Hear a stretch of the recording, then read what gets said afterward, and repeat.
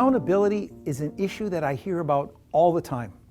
And folks often come to me and say, Phil, how do you address accountability within an organization? And that's a legitimate question because accountability is not an easy topic. So what I would like to share with you is how I go about addressing it. And I will give you initially a model that you can follow, which I type to hold in my mind, and then the application.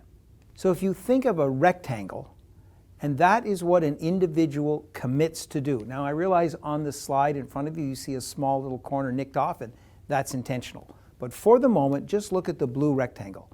And that is what the individual commits to do.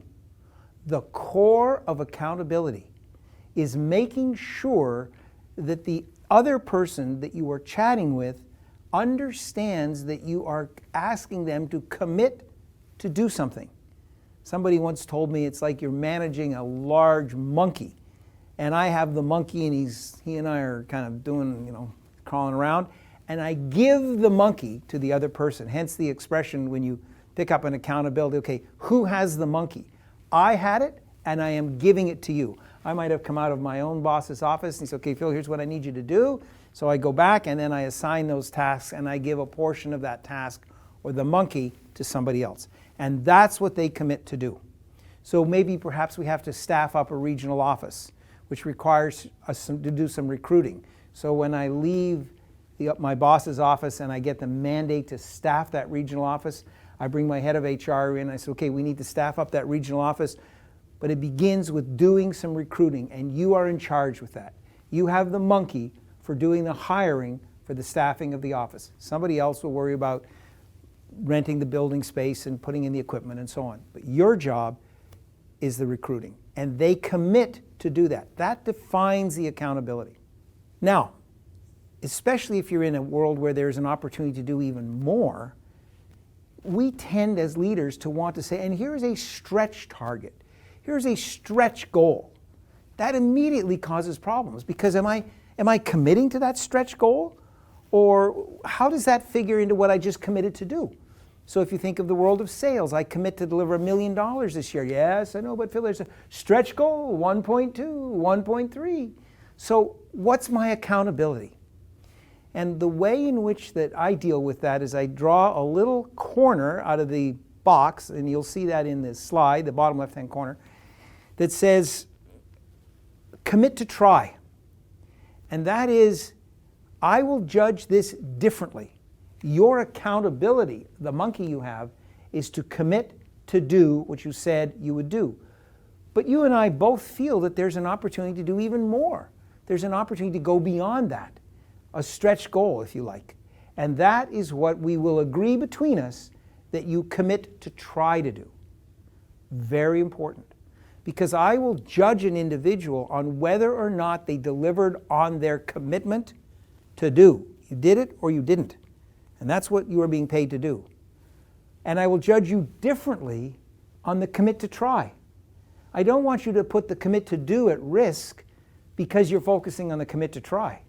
But nor do I want you just to stop at the commit to do and not try to do more if you can.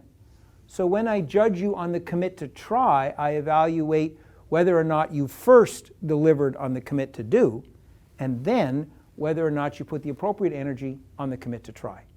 And that little model is very helpful to clarify. And how big a corner you chip out of that rectangle for the commit to try is your judgment. Now, you'll notice on the other corner there's a little check mark there, and it says, I agree. And this to me is very important when you're trying to manage accountabilities. The individual to whom you are speaking must agree to take the monkey. Otherwise, the poor monkey's running loose. And I think you've got the monkey. And I didn't take the monkey, not mine. So wait a minute here. I gave you the monkey. I know, but I didn't take the monkey. I didn't want the monkey. So unless there is an agreement on the part of the individual to whom you are assigning the accountability, you don't have the confidence that they are going to put everything into it that they need to achieve.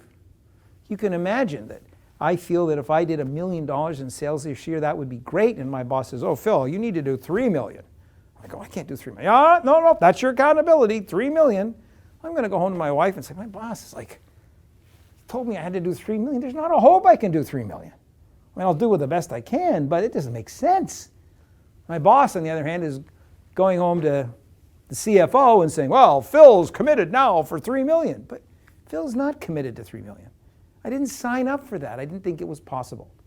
Now, clearly, there can be a discussion and some debate on what you agree to make sure that it is reasonable for both parties. But it is important to get the agreement so the person to whom you are assigning the accountability is fully on board and fully committed to doing that.